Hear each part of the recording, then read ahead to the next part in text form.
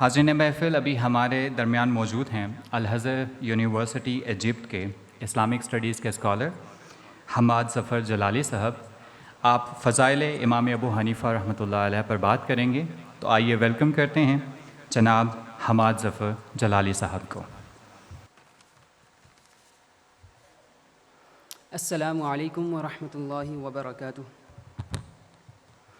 अल्हम्दुलिल्लाहि रब्बिल आलमीन वल आक़िबतु लिल मुत्तक़ीन वस्सलातु वस्सलामु अला अशरफिल अंबियाइ वल मुरसलीन व अला आलिहि व अस्हाबिहि अजमाईन। अम्मा बअदु फ़अऊज़ु बिल्लाहि मिनश शैतानिर रजीम। बिस्मिल्लाहिर रहमानिर रहीम। मिनल मुअ्मिनीन रिजालुन सदक़ू मा आहादुल्लाह अलैहि सदक़ल्लाहुल अज़ीम।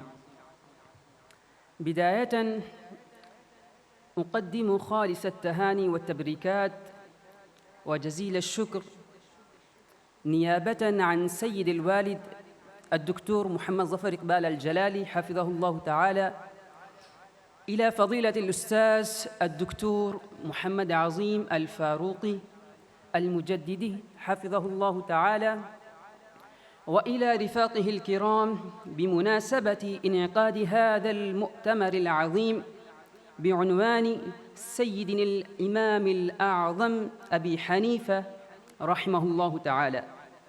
أسأل الله سبحانه وتعالى أن يتقبله منهم وأن يفيض علينا من بركات الإمام الأعظم ونفحاته، إنه ولي ذلك والقادر عليه. إخوة الإسلام والمسلمين، حديثنا اليوم عن علم من أعلام الأمة وجبل من جبال العلم، نشأ محباً للعلم ومغترفاً منه، ارتفع ذكره وملأ الأرض علمه. إنه فقيه الملة والدين، شيخ المجتهدين، حجة الإسلام والمسلمين، زين العلماء وصدر الفقهاء، مرجع المجتهدين والسالكين، الإمام الأعظم التابعي الجليل سيدنا أبو حنيفة النعمان بن ثابت رحمه الله تعالى.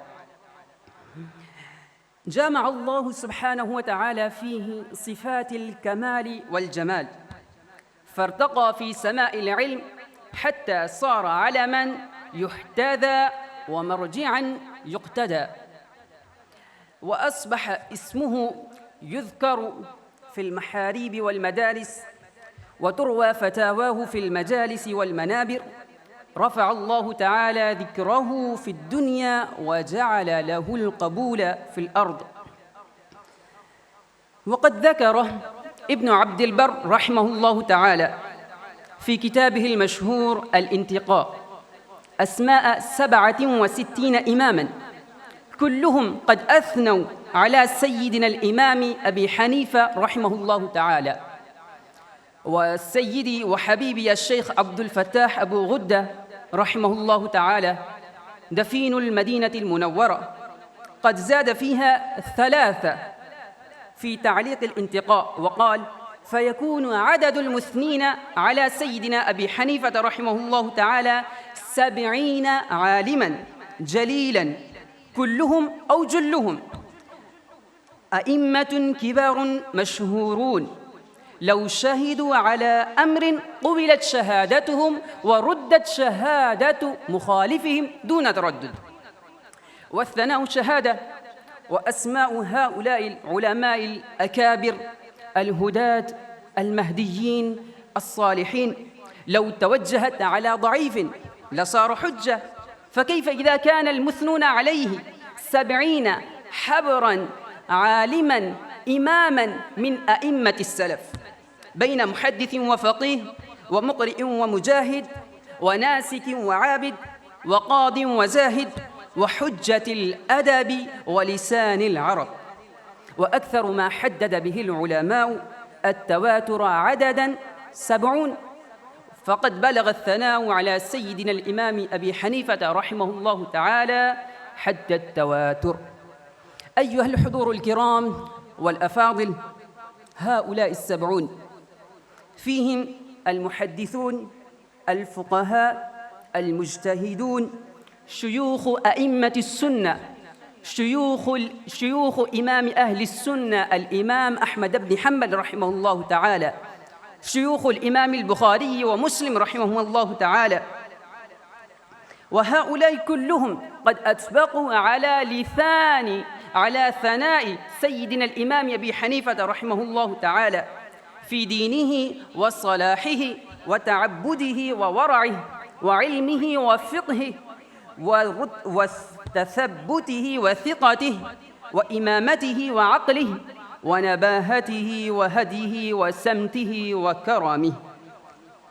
أود ذكر بعض النصوص التي تدل على مكانته العالية السامية في العقل والدين والعلم والورع. فقد أثنى عليه الإمام الشافعي رحمه الله تعالى فقال: ما طلب أحد الفقه وكان عيالاً على أبي حنيفة رحمه الله تعالى. وهكذا عبر إمام أهل السنة سيدنا الإمام أحمد بن حنبل رحمه الله تعالى عن إعجابه بعلم الإمام وفقهه فقال: أبو حنيفة من العلم والزهد والورع وإيثار الآخرة بمحل لا يدركه أحد.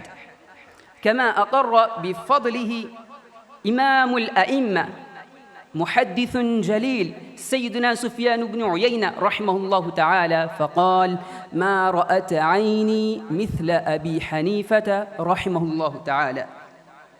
أيها السادة، كل هذا التبجيل والتوقير والاحترام والثناء لم يكن إلا لعلم راسخ وديانة ظاهرة وخدمة صادقة لهذا الدين.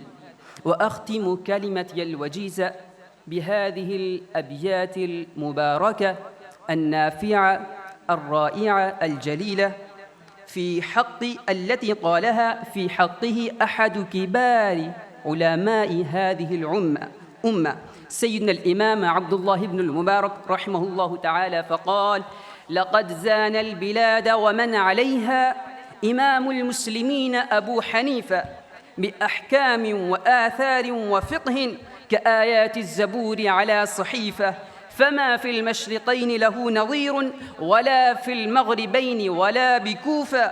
وقد قال ابن إدريس مقالا صحيح النقل في حكم لطيفة بأن الناس في فقه عيال على فقه الإمام أبي حنيفة رحمه الله تعالى ورضي عنه وأرضاه ونفعنا به في الدنيا والآخرة، وما علي إلا البلاغ المبين.